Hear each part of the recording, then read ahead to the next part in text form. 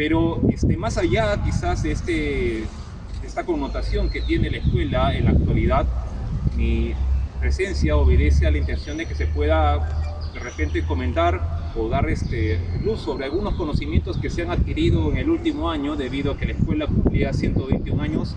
Se me encomendó escribir un libro y se hizo una investigación un poco más profunda acerca de la infraestructura de la Escuela Superior de Guerra. Y para poder hablar desde un principio tenía que remontarme a mediados del siglo XIX.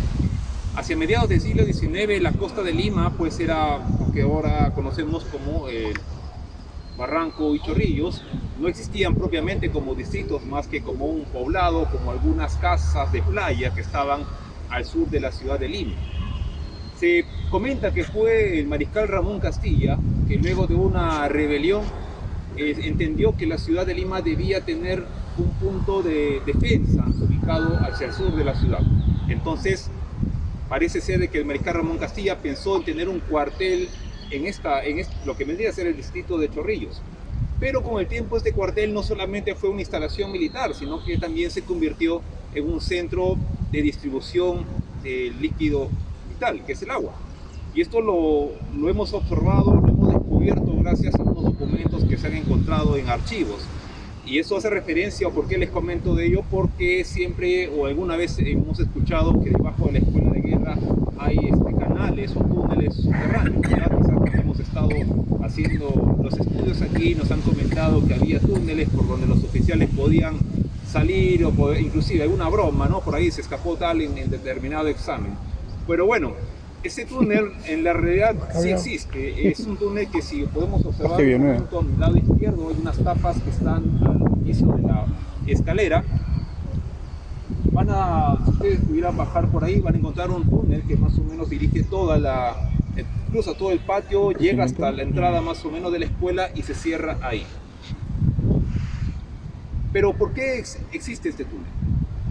A mediados de 1855, la presencia de un hidróscopo, un personaje, un ingeniero hidráulico que podríamos decir, hizo un descubrimiento importante para el sur de Lima.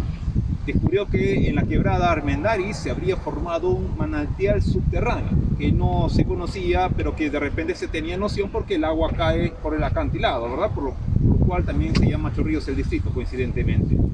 Pero bien, este manantial subterráneo, el Estado cuando tuvo conocimiento de él dijo, bueno, vamos a hacer este cuartel que ya el mariscal Ramón Castilla quería hacer en Chorrillos, vamos a hacer que esta agua se dirija hasta ese cuartel para que puedan tener ahí los soldados, tener el agua potable y además pueda distribuirse al distrito o al posterior distrito de Chorrillos.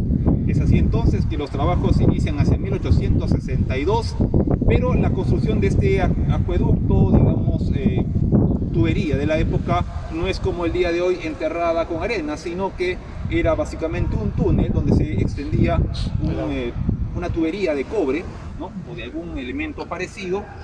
Llegaba desde Barranco hasta acá, hasta la Escuela Superior de Guerra, hasta esas instalaciones, y de aquí pasaba a distribuirse al distrito de Chorrillos. Coincidentemente, la escuela está enfrente justamente de la avenida principal por donde uno ingresa al distrito de Chorrillos. En esa época existía un tranvía que llegaba hasta este punto. La avenida principal se encontraba justo frente a la escuela, así que su ubicación, inclusive se dan cuenta que la escuela está sobre una plataforma, ¿verdad? Eso le daría quizás un poco de pendiente para que el agua pudiera seguir su curso.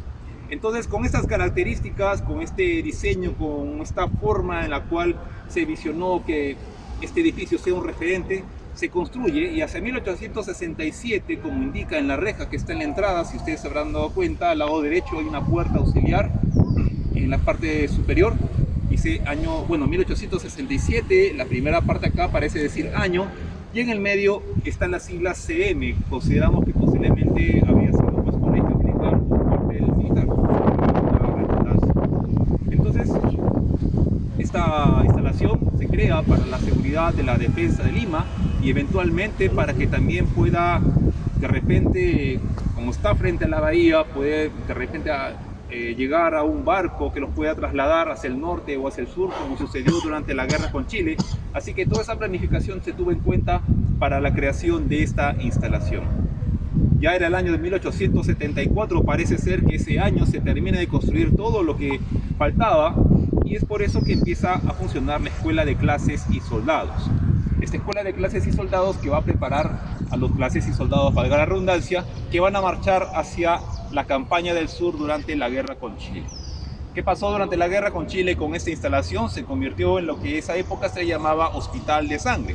Es decir, las personas que venían de las campañas, de las batallas de Tacna y Arica, por ejemplo, llegaron a Lima entre junio y julio de 1880, llegaban hasta el Callao, del Callao llegaban en tren hasta Lima, y en Lima tomaban el tranvía que los traía hasta esa instalación que fue utilizada como hospital. Muchas de las versiones que conocemos o que se han recogido, por ejemplo, acerca de que el coronel Alfonso Ugarte se había lanzado del Morro de Arica, provenían justamente de esta instalación. ¿Y por qué lo puedo explicar de esa manera? Porque los periódicos son los primeros que van a empezar a hablar acerca de lo que ahora llamamos como una especie de mito heroico, ¿verdad?, nacional. Esta información no salió precisamente de los partes, sino de las versiones de los soldados, de los sobrevivientes de esta jornada heroica para las fuerzas peruanas. Posteriormente, terminada la guerra con Chile, esta instalación siguió funcionando, pero hacia 1896 le habrían de dar una función distinta. La llegada de la misión militar francesa entendió que había sido contratada para enseñarle al ejército del Perú la doctrina europea, cómo los europeos habían alcanzado a desarrollar las tácticas de infantería, caballería y artillería, y para ello necesitaban una escuela donde tenían que formar no solamente a los cadetes, es decir, a los nuevos integrantes de la oficialidad del ejército, sino también a los oficiales que en ese momento pues no habían recibido instrucción alguna en ese sentido.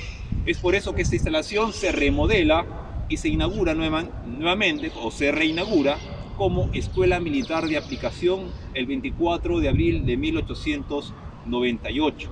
La Escuela Militar de Aplicación sería el nombre inicial de la Escuela Militar de Chorrillos, que toma el nombre como tal en el año de 1900. Pues bien, la Escuela Militar, la Escuela de Cadetes funcionó en esas instalaciones propiamente, aunque luego les voy a decir qué variación existió, pero también sabemos que la Escuela Superior de Guerra se crea en 1904, 4 años después, pero no funcionó en esas instalaciones.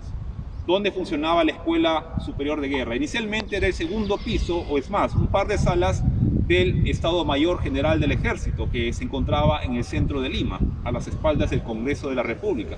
En algún momento creo que esa instalación sirvió para entregar libros, o había alguna imprenta de repente que el Ministerio de Guerra tenía.